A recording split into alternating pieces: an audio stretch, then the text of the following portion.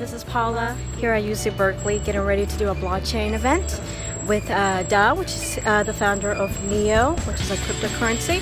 So come on and join me.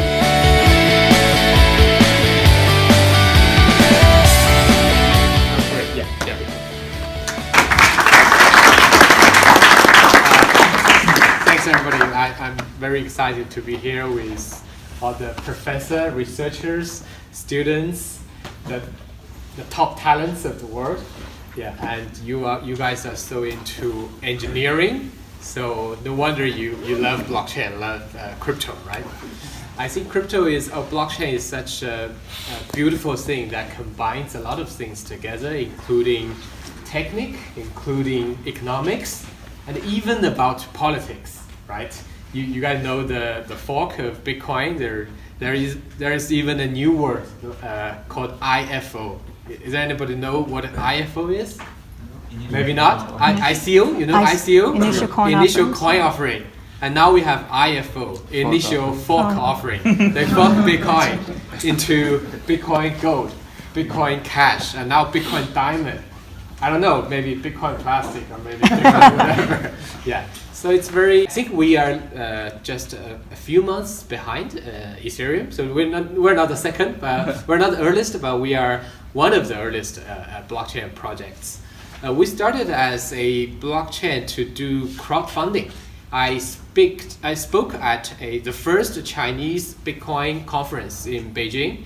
The title is a DAO, a DAO, Decentralized Autonomous Organization for Crowdfunding. So ICO basically is a kind of crowdfunding with tokens. Especially the governance model is that we reserved a lot of tokens. We reserved 50% of the tokens. That worth a lot. That's a wealth today. It's about 1.5 or maybe 1.8 billion US dollars. So we are managing a lot of money. We can use that token, that money, to help the ecosystem to grow, to incentivize those developers and marketers who helped Neo to grow. So that is quite different from other projects. There are more like no particular organization behind it. And there are many technical differences between Neo and other smart contract platforms. We have our own consensus mechanism. We have our own token system. There are two tokens in Neo. One is called Neo, and the other is called Gas. We're the first in the world having a dual token system. And we have different economic models. Users do not pay for transaction fees. Instead, the business or the developers who deploy the smart contract pay for the transaction fees. It's more similar to how internet works. The users are using internet basically for free, but the business are paying the users. So we are seeing Neo. The design philosophy of Neo is quite different from Ethereum. We would like to serve for the real economy, to connect the physical world with the blockchain world. So we have a new project. It's called Ontology. Ontology is a separate blockchain to do decentralized identity and distributed data and trust. So I think Ontology can work as a buffer zone or as a connector to connect conventional nodes with Neo, the permissionless open network. It's very difficult to convince all the serious business to put their data on the permissionless public blockchain. You can imagine a bank, maybe Bank of America, to put their user data, even if it's encrypted, onto Ethereum or Bitcoin blockchain.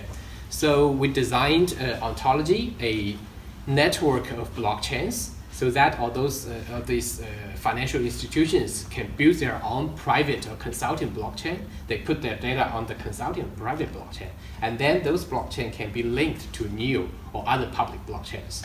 So those separate, like intranet, can be linked with a protocol like TCP/IP and to form a unified internet. I think for the next 2 to 3 years, I think decentralized exchange will be the trend, will be the next big thing, because there are many governments, regulators are closing down exchange, and I heard the officials from SEC just said every ICO is a security, and security should be traded in a national exchange. So I don't know how long those American-based exchange can run. So if somehow the government closed those exchanges, all the trading actions will be happening on blockchain. And it's not just to avoid regulation, because decentralized exchange has some unique features. You don't need to trust the people run the exchange. You don't need to put your money or asset in their pocket. You are still holding the private key. And give us one little line why go with Neo as opposed to all the other blockchain platforms. Yeah, if your dApp, your smart contract, needs real-world usage to deal with real business environment, you need to very high speed. You need a good throughput. So you need to look at Neo. Yeah. Hi, you guys. So I just finished the meet and greet with Neo founder Dan. He was just amazing, and his team was completely amazing as well. I think Ethereum has. We're going to be doing some business development with him and Lee, who is his business development partner. And so look out for Reina Media on the blockchain news to do some more collaborations with them. So thanks for watching. I hope you enjoyed it.